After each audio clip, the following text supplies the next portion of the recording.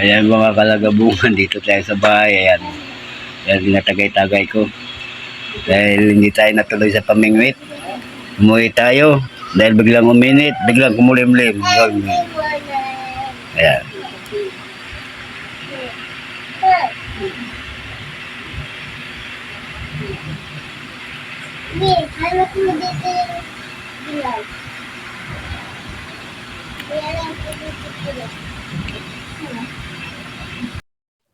Ayan, magandang hapon dyan mga kalagabong. Ayan, mapagpalang araw ng Biyernes. Biyernes pa lang talaga pala ngayon. Nakala ko, ibig pa lang. Ayan, lusot tayo mag-fishing dahil medyo makulimlim ang ang panahon. Andito tayo ngayon sa Acacia Spot mga kalagabong. Ayan si Master Pablo. Ayan si Paring Nonoy. Saka yung mga kasama. Rami-rami pa rin kami rito. Ayan. Ayan, nakapag-sit up na tayo mga kalagabong. Magpapain na lang tayo. Ang laki ng taga ako. Ang laki ng pagkabakal.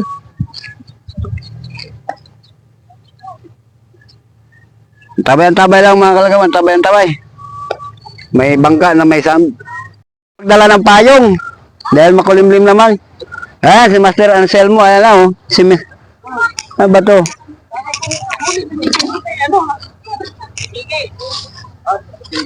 Ayun, bili na to.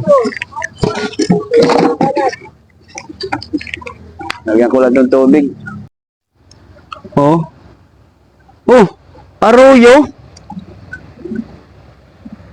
Bakit aruyo?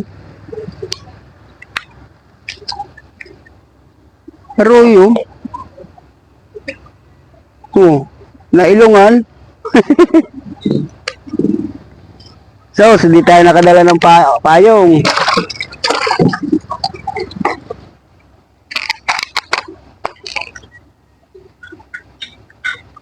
Arroyo.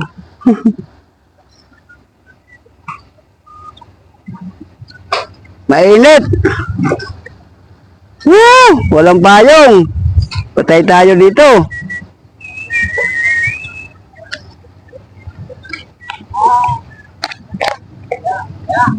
Wala nang ulap.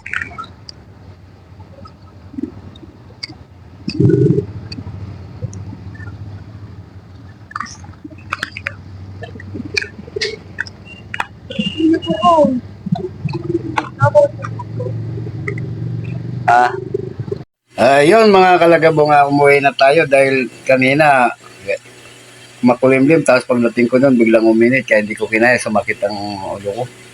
Kaya umuwi ako, pag uwi ko naman dito sa bahay, saka nagkulimlim ulit, nag-ambon-ambon pa. Hanggang nga makulimlim, kaya di na rin ako bumalik sa pamimitan. Na lang tayo nito. Nag-isa lang ako kasi pinunta ko yung mga kainuman ko, si Congressman. Ayaw daw muna uminom, magpapagawa ng bahay nila. Yung kaya, ito na lang, pampatulog. Yan, para magising ng umaga. Yan.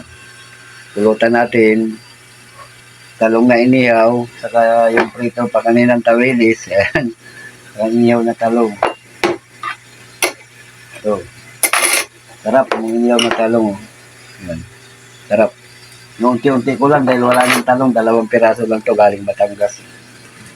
Ayan. Yung mga kalagabong, baka bukas makapagtuloy-tuloy tayo ng fishing o kaya sa linggo kasi di po sa linggo yun, sa umaga.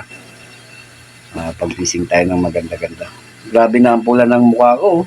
Sa sobrang init din sa nagtatasking kami tapos pag namimingwit, grabe init.